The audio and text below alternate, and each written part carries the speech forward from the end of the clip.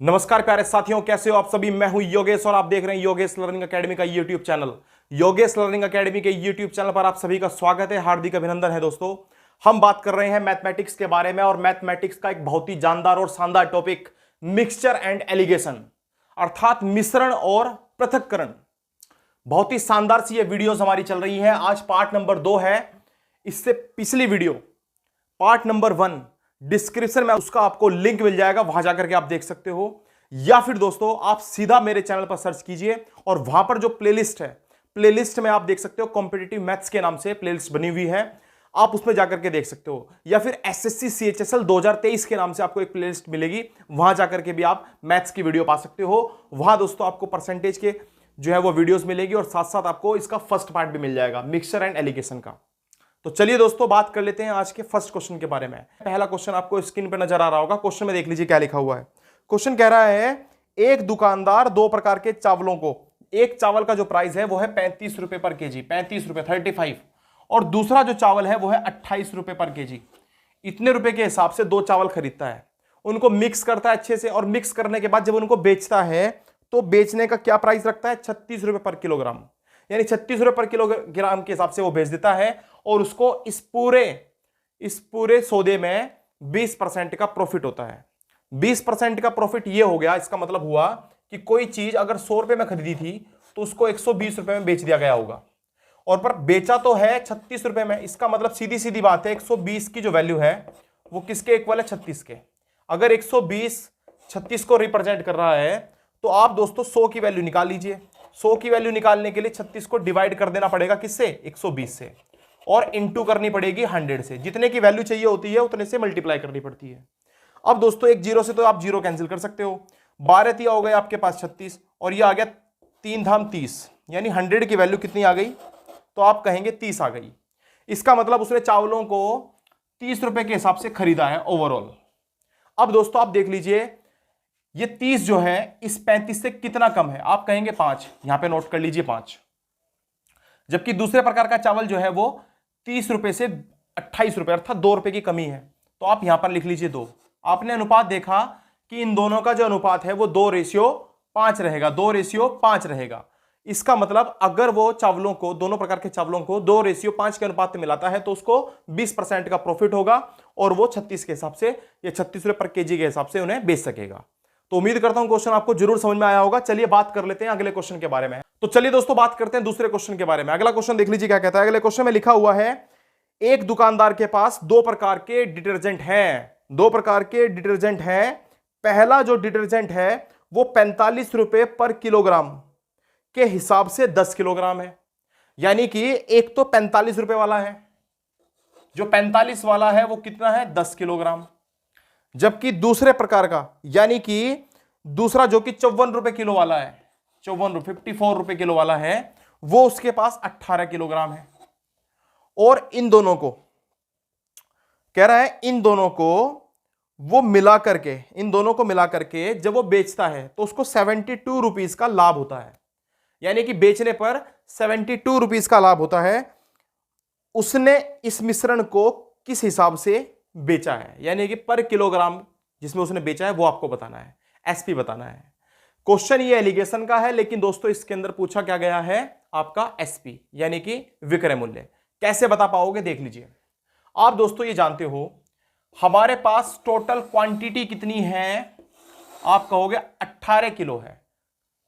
कितनी है, 18 kilo Surf हमारे पास है।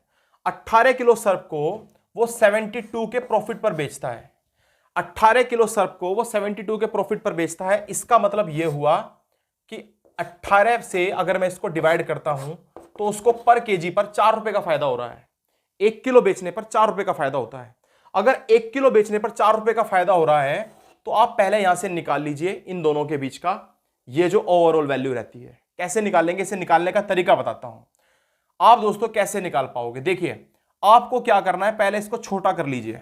अगर मैं इसको 2 से कैंसिल करता हूं तो ये 5 बार जाएगा, 2 से इसको कैंसिल करता हूं तो ये 4 बार जाएगा।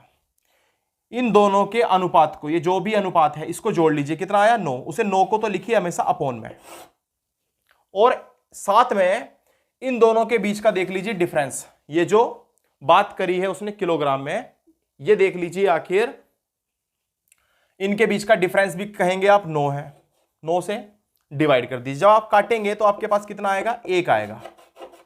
अब आपको क्या करना है, इस 1 की मल्टीप्लाई जो भी आए इस 1 की मल्टीप्लाई, ऊपर क्या रखते हैं ध्यान रखना है, ऊपर रखना है डिफरेंस यानी कि अंतर, इनके बीच का अंतर, और नीचे जो है अनुपात का, नीचे रखना है अनुपात का योग, अनुपात का योग। ये आपके पास 1 आ गया। अब इस 1 की गुणा आप जैसे ही 5 में करेंगे, 1 की गुणा जैसे ही 5 में करेंगे, उस 5 को इस 54 में से माइनस करेंगे तो आपके पास आएगा 49। ये बात दूसरी तरफ से भी सिद्ध होनी चाहिए, अर्थात इस 1 को आप जैसे ही मल्टीप्लाई करेंगे 4 में, अब इस 4 को जैसे ही आप 45 में जोड़ेंगे तो अभी आपके पास कितना आएगा, 49। इसका मतलब 49 एक वो वैल्यू है, ये 49 एक ऐसी वैल्यू है जो कि आप कह सकते हो कि जो 49 है इन दोनों की ओवरऑल वैल्यू है। इसका मतलब मैंने वो चीज यानी कि वो जो दोनों को मिक्स करने के बाद उसको जो खरीदी गई है उसके द्वारा जो वो डिटर्जेंट खरीदा गया है वो 49 रुपए पर केजी के हिसाब से खरीदा गया है। अब वो इसको 4 रुपए पर किलोग्राम पे प्रॉफिट भी में बेचता है। इसका मतलब वो 1 किलोग्राम को कितने बेचेगा, 49 प्लस 4, यानी कुल मिलाकर के वो 53 रुपए पर केजी के हिसाब से वो उस डिटर्जेंट को बेच सकता है। ऐसा करने से उसको टोटल पूरे पर 72 रुपए का फायदा हो जाएगा। तो उम्मीद करता हूं ये क्वेश्चन आपको जरूर समझ में आया होगा। और चलिए बात करेंगे नेक्स्ट क्वेश्चन के बारे में। इंपॉर्टेंट क्वेश्चन था, अलग कॉन्सेप्ट था, बढ़िया क्वेश्चन था। अब हम बात करेंगे तीसरे क्वेश्चन के बारे में। क्वेश्चन नंबर 3 देख लीजिए दोस्तों, क्या कहता है, स्क्रीन पे आपके क्वेश्चन होगा, लिख रखा है 35% चीनी के घोल को, 35% चीनी के घोल को 75% चीनी के घोल में किस अनुपात में मिलाया जाए जिससे कि ओवरऑल जो है वो 45% चीनी का घोल बन जाए। कैसे कर पाओगे, देखिए 35 ये पहले प्रकार की चीनी है, दूसरी आपके पास 75% चीनी है इसके अंदर, और आपको ओवरऑल कितना चाहिए, 45। कैसे बनेगा आप जानते हो, ये 45 से 10 कम है, वो यहां नोट कर लीजिए, जबकि ये जो 45 है वो 75 से कितना कम है। अब आप कहोगे यहां पर 30 की कमी है, एक 0 से 0 कैंसिल करके मेरे पास अनुपात आ जाएगा 3:1, यानी कि मुझे दोनों को 3:1 के अनुपात में मिला देना चाहिए, जिससे मेरा जो है बिल्कुल सही आंसर मुझे प्राप्त हो जाएगा। ऑप्शन नंबर सी जो है वो इसका बिल्कुल एक्यूरेट आंसर है। उम्मीद करता हूं ये क्वेश्चन भी आपके समझ में जरूर आया होगा। नेक्स्ट क्वेश्चन के बारे में बात करेंगे।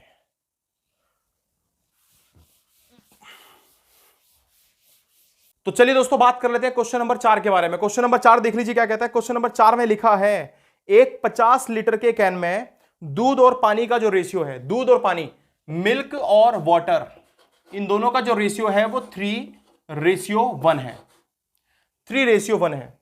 अब ये कह रहा है यदि इस अनुपात को 1:3 किया जाना है, 1:3 किया जाना है, यह अनुपात अगर करना है तो कैन में मिलाए जाने वाले पानी की अतिरिक्त मात्रा कितनी होगी।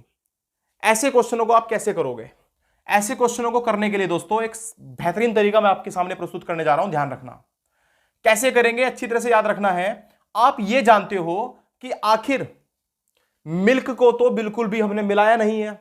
अगर मिल्क को नहीं मिलाया है तो फिर मिल्क की मात्रा यहां घटी कैसे। अगर यहां पर 3 थी तो यहां भी 3 रहनी चाहिए थी, क्योंकि हमने मिलाया तो सिर्फ पानी है। पानी की जो मात्रा है वो चेंज हो सकती है, लेकिन मिल्क की मात्रा आखिर कैसे चेंज हो गई, रेशियो कैसे चेंज हो गया उसका। तो इस रेशियो को पहले सेम बना लीजिए। मिल्क का रेशियो सेम बनाएंगे। यहां 3 है तो यहां भी 3 चाहिए। मैं ऐसा करता हूं 3 से इसमें मल्टीप्लाई कर देता हूं। जैसे ही दोस्तों मैं इसमें 3 से मल्टीप्लाई करूंगा ये मेरे पास आ जाएगा 3:9। अब आप देख पा रहे होंगे मिल्क तो बराबर है, लेकिन जो वाटर है वो पूरा 8 यूनिट बढ़ चुका है। कितना बढ़ चुका है, 8 यूनिट। 1 से सीधा 9 गया है, 8 यूनिट बढ़ गया है। आप दोस्तों एक बात याद रखना, अच्छी तरह से आप जानते हो इस 4 यूनिट की वैल्यू कितनी है, 50 लीटर। क्यों कहा मैंने, देखो क्वेश्चन में साफ साफ दिया हुआ है कि शुरू में कैन के अंदर 50 लीटर जो था वो मिल्क और पानी था, लेकिन हमारे पास तो ये टोटल 4 ही हो रहा है। तो इसका मतलब इस 4 की वैल्यू अगर 50 लीटर है तो आपको तो इस 8 यूनिट की वैल्यू बतानी है। तो अगर 4 यूनिट की वैल्यू 50 लीटर है तो फिर 8 यूनिट की वैल्यू कितनी होनी चाहिए, 100 लीटर। और 100 लीटर ही हमारे क्वेश्चन का बिल्कुल सटीक आंसर रहने वाला है। उम्मीद करता हूं क्वेश्चन आपको जरूर समझ में आया होगा, बहुत ही प्यारा क्वेश्चन था। अब हम नेक्स्ट क्वेश्चन के बारे में बात करेंगे। अगर क्वेश्चन आपको अच्छे लग रहे हैं और वीडियो आपको अच्छी लग रही है तो दोस्तों आप वीडियो को लाइक जरूर कर दें।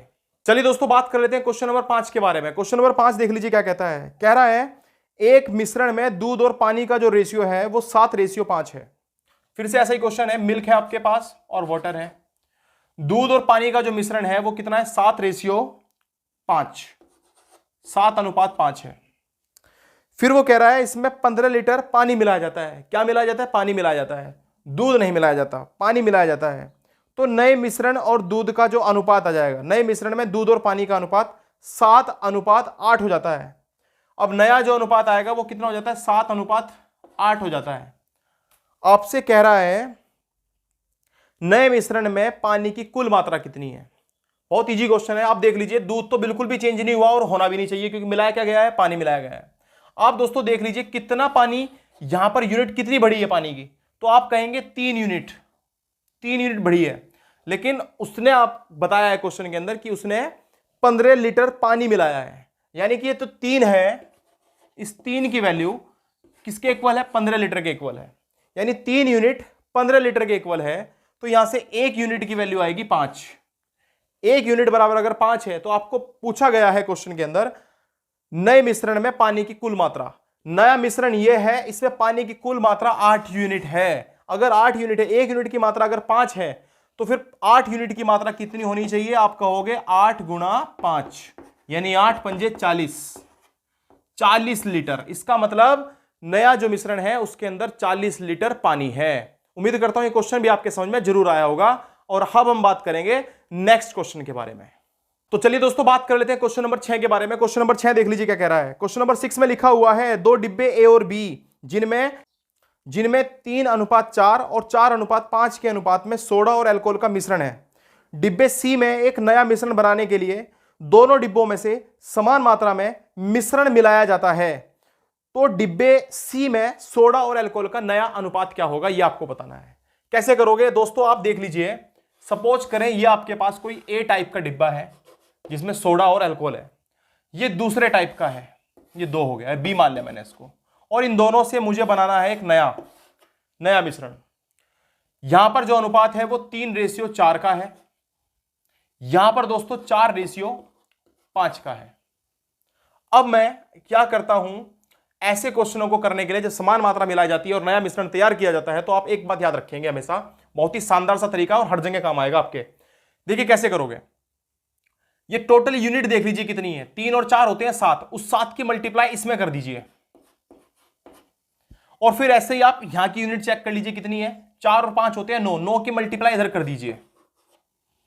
9 की मल्टीप्लाई जैसे ही मैं 3 में करूंगा तो 9 × 27 और 9 की गुणा इसमें करेंगे 9 × 4 = 36, ये मेरे पास आ गया 36। ऐसी 7 की मल्टीप्लाई जब मैंने इसमें करी तो 7 × 4 = 28 और ये कितना हो गया 7 पंजे 35। अब आपको इन दोनों से उठा करके यहां बनाना है नया मिश्रण। कैसे करोगे? आपने देखा है कि दोनों की जो यूनिट है वो समान हो गई है, आप इसको देख लीजिए जोड़ करके और इसको जोड़ करके देख लीजिए तो आपको नजर आएगा दोनों इक्वल वैल्यू है, क्योंकि हमें समान मात्रा में मिलाना था तो इसलिए समान पहले दोनों को बनाया।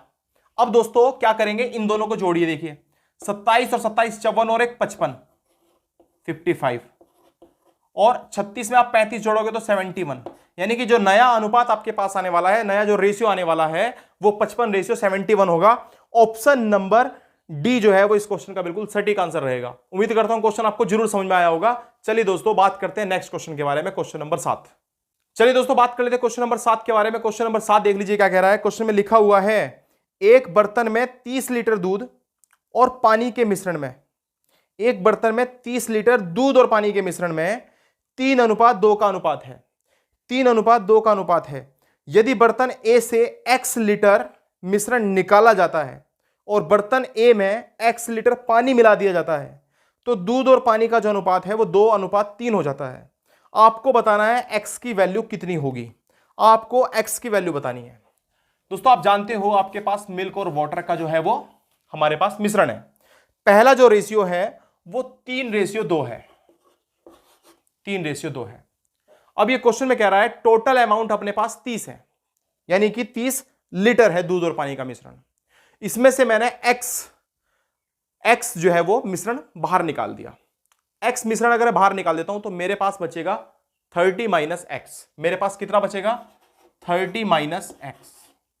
और फिर से मैं इसमें x ऐड भी कर देता हूं, मतलब मैंने x निकाला और x ही ऐड कर दिया। पानी ऐड करा लेकिन x अमाउंट में ही करा ना, तो यहां पर जब मैं x इसमें ऐड करूंगा तो ये x से x कैंसिल होकर के मेरे पास फिर से उतना ही विलेन बन जाएगा। यानी मेरे पास अभी भी मिश्रण जो है वो पूरा 30 लीटर ही है।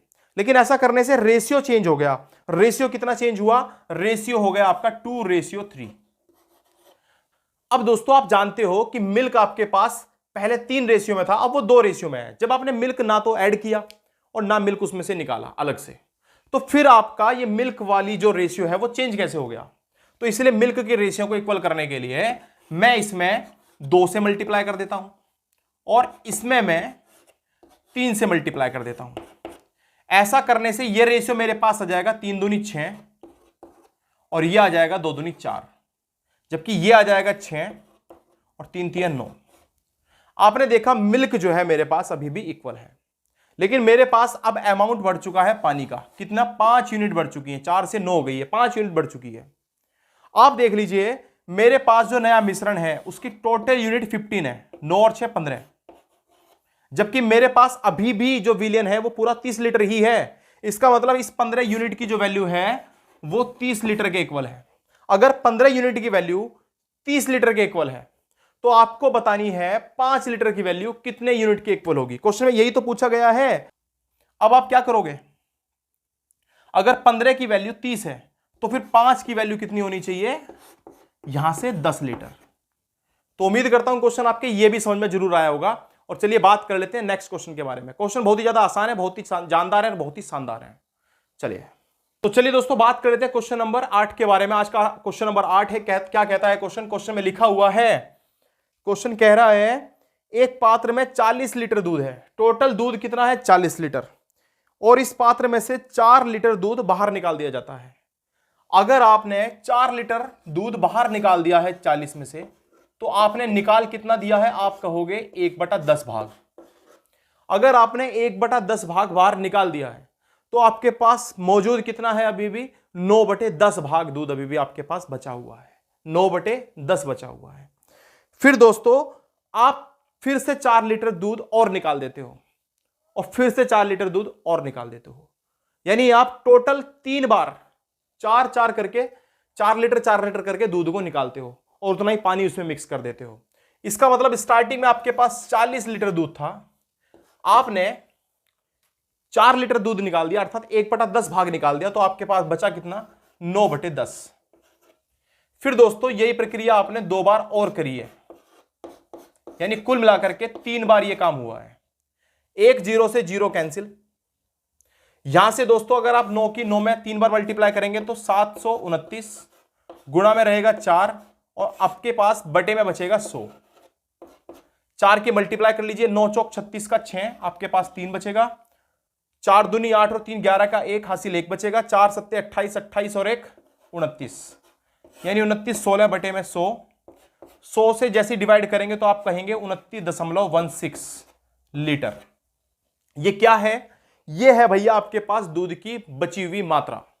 40 लीटर दूध था, उसमें से आपने 3 बार 4 लीटर दूध बाहर निकाला और उतना ही पानी उसमें मिक्स करते चले गए। तो ओवरऑल जो देखा जाए अभी आपके पास दूध की मात्रा कितनी बची हुई है? 29.16 लीटर। यह दोस्तों बहुत ही शानदार क्वेश्चन था। ऐसे क्वेश्चन जब एग्जाम में आते हैं तो बच्चे कतराते हैं ऐसे क्वेश्चनों को करने से। मुझे उम्मीद है आप लोग इन्हें अच्छी तरह समझ पाए होंगे। इसी प्रकार की शानदार वीडियोस आपके सामने लगातार बनती रहेंगी। नेक्स्ट वीडियो में मिलते हैं, तब तक के लिए धन्यवाद दोस्तों। आज के इतना काफी है, बाकी मिलेंगे नेक्स्ट वीडियो के अंदर। धन्यवाद।